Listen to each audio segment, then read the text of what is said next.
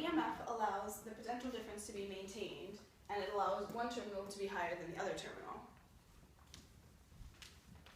If we draw an arrow like this with a circle on the end of it, that shows not the direction of the charge, but rather the direction of the EMF.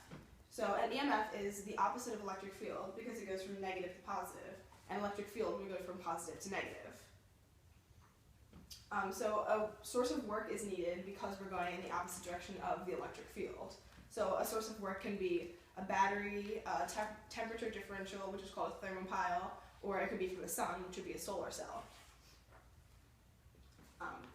So if we have a very short amount of time, otherwise known as dt, very few charges, dq, are going to go through that dt, and an amount of work, dw, is needed to push those charges through the small amount of the circuit. So we define EMF in terms of the work. So EMF equals dw over dq. So that is how EMF is defined as. EMF equals dw over dq.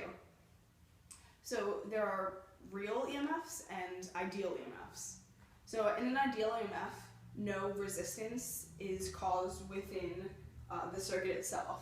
So that's not a very realistic situation though, because in the real world there's going to be some sort of resistance or loss of energy within the circuit. So in an ideal EMF, if it's listed as 12, it'll actually be 12.